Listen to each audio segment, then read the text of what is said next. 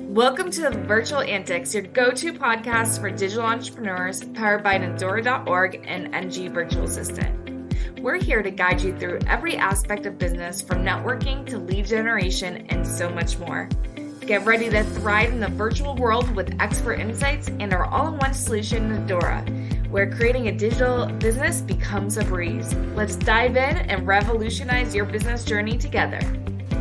Welcome back to the Virtual Antics podcast. I'm your host, Natalie Guzman, and today I have the fabulous Christen James. She's also known as CJ. She's a side hustle coach and host of the Shine to Five Method for Side Hustlers podcast. She is a certified life skills coach, certified master mindset coach, as well as a Reiki master with a BA in psychology and certification in solution-focused therapy. Welcome, CJ. How are you doing today? Thanks for having me. I'm excited to chat with you, Natalie. Let's do this. Because I loved when I first met you. I was like, oh man, I even just read my notes in my CRM system. It says, she's the sweetest and has so much knowledge. And I'm so happy that I get a chance to share with you and offer you some value. Yes, I also love how you got into being the side hustle coach and kind of what you're doing now as well.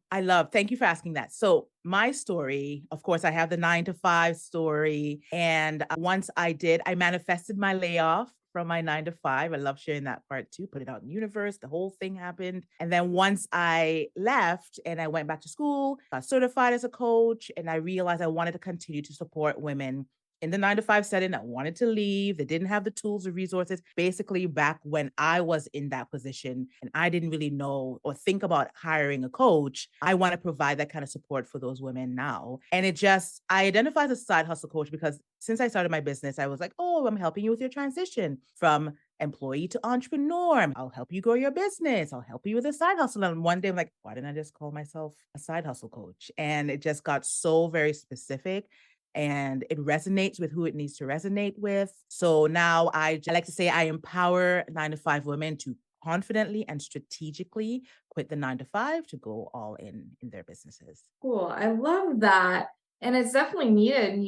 We were just talking because my kids don't have school today. They are home during this recording. And that has been, I feel like, as a woman, as a mom, it's really hard sometimes to have a 9-to-5 job. And my side hustle turned into two 6-figure businesses, which is crazy. Yeah. So anyone really can do it. And I had 2 babies 12 months apart too while doing all this. And so what are some things maybe methods and stuff that you've seen help people go from the 9-to-5 to the side hustle? The first thing typically is, and the reason why I use the word empower is because many of us know how to be really good employees. We don't have the tools to become an entrepreneur. We feel like we can't be a successful entrepreneur because we were trained to be employees. So that's why I like to work with them on the mindset piece and really stress that it's a lot of mindset. So when you're using the excuses, quote unquote, I'm using air quotes, of saying, well, I don't have the time, I don't have the money, it's really you're just you're getting in your own way. We are hardwired, our brains are hardwired to resist change. So any opportunity where something comes up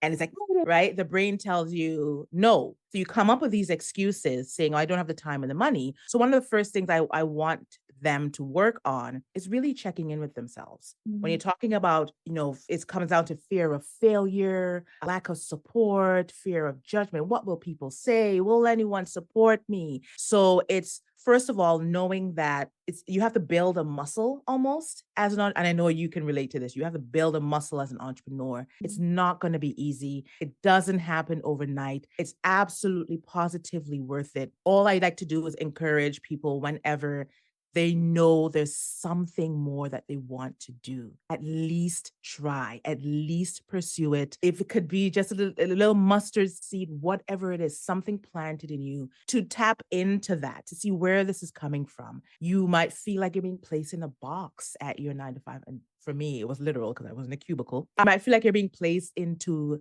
a box and your creativity is being stunted and you're like, there's so much more that I can be doing with my skills and with my talent and my creativity. And I love to do this more. Pursue that, really tap into it, spend some time and learning how to, I love to ask the question, what does success look like for you? And most of the time, the answer is, I want to be in control of my time. So you know that as a mom, like I want to be there for my kids, right? I want to be in full control of my time. And the six figures or 5, 6, 7, 8 figures will absolutely come with it. So start by asking yourself, what will my life look like once I do this? What does success mean to me? Why is it important that I do this? Start asking yourself really difficult questions. Journal if you need to, reach out to someone if you need to, but just go after it. Just tap into it and then see where it takes you. That's awesome. One thing you said that really stood out to me was that we're really good employees. And I feel like that for me. So I went from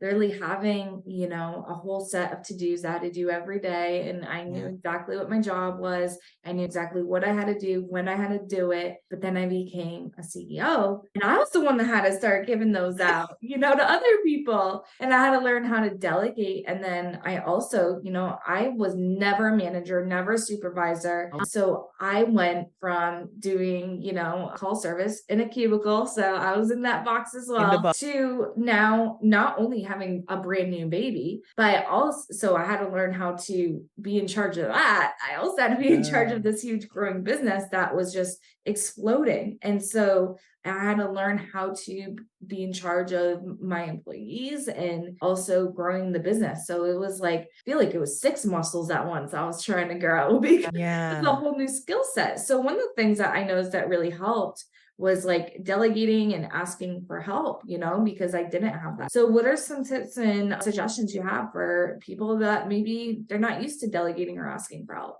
I love that you said that you were never in like a managerial position and you learned, right? And that's one of the main things is as entrepreneurs and as we build that entrepreneur muscle, we learn to be really, really super adaptable. And I'm sure you, for example, we'll use you as an example, learn how to delegate because you had defined what success looks like for you. I'm like, if this business is going to work, I can't do it all on my own, right? What areas, what's my zone of genius? So the first thing is find your zone of genius where like my zone of genius, I love coaching. I love just showing up and coaching. All the other stuff is important, but that's when we start to delegate, right? So in that I like to stress to the clients to leverage their 9 to 5. So that you have skills that you're acquiring at your 9 to 5 that you can apply to your business. Show how you show up, even though you are not necessarily in a managerial position, you probably showed those qualities and already had those skills. You just didn't have the space or the capacity to really exercise them or try them out, right? So, but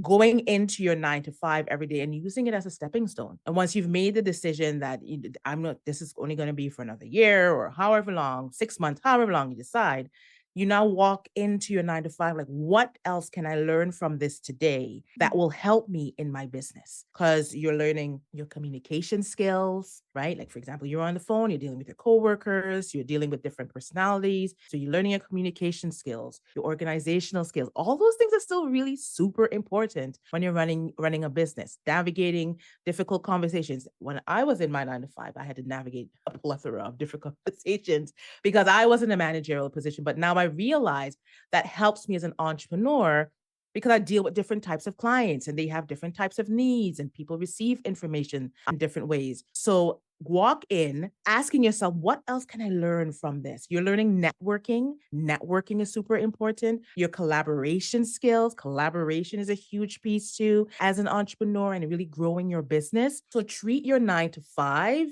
as like, it's almost like you're on the road to leaving, but you're treating it as a stepping stone and taking from it what you need to take from it. And you will learn out of, like you did, out of necessity that if this is going to work. And if you don't have certain type of knowledge or skills, you go and you learn and you acquire them because now you realize this business has to work. And it's also identifying if you're a wantrepreneur or like what I like to say, a mentrepreneur. Wantrepreneurs, they think it's easy, or they'll start and they realize that the first sign of any type of obstacle, they start to really doubt. They might even quit. A mentrepreneur comes in, and a wantrepreneur entrepreneur will say something like, should I be doing this? I don't know if I should be doing this. And I tried it, didn't work. But a mentrepreneur will be like, what else can I do? How else will this work? This needs to be successful. Where do I need to show up? Who do I need to reach out to? How badly do I want this? Is one of the most important questions to ask. And then when you can answer that question, because I know I've had many a day where I'm like, I'm sure you can relate. But she's like, should I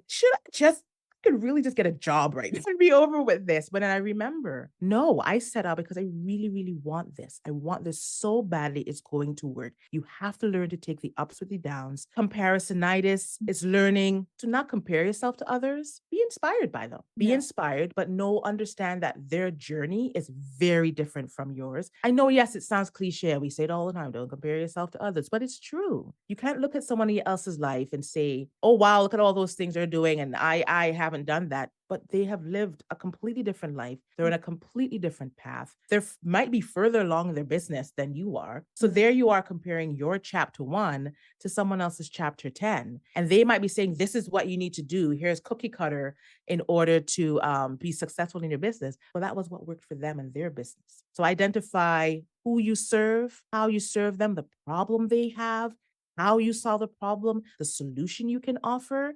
And once you kind of get really familiar with just beyond the what you do in your business and use the other 5 W's, if you will, to really investigate and dig a little bit deeper, everything really starts to fall into place very organically for you. That's amazing. And when you're talking about like the entrepreneur, right? Because and we all experience imposter syndrome, like every single one of us. I just got off the phone with this guy that's making about almost 8 figures. He's gonna hit 8 figures in the next 2 months probably. And he's having imposter syndrome right now. Right? Yeah, yeah. I was like, you have done so amazing. You've done all these, you're helping so many people, and you are having imposter syndrome. And it just kind of was like, yeah, I've had it at every stage of my business, no matter where I started and when I was successful and when I went backwards, and I think that the main difference between the entrepreneur and the, is it mentrepreneur? Okay, I got it. Look at me go. So the biggest difference is changing your mindset. Yes. So, yeah. So, because you said, I still had those doubts. I was still doing what an entrepreneur, but then I was like, wait, I could actually be inspired and I can figure out how to change this. So I think acknowledging when we have imposter syndrome and just getting ourselves out of that hole as quick as possible. And then also, like you were saying about comparing people, I love to think of people as a Pinterest board. They have all of these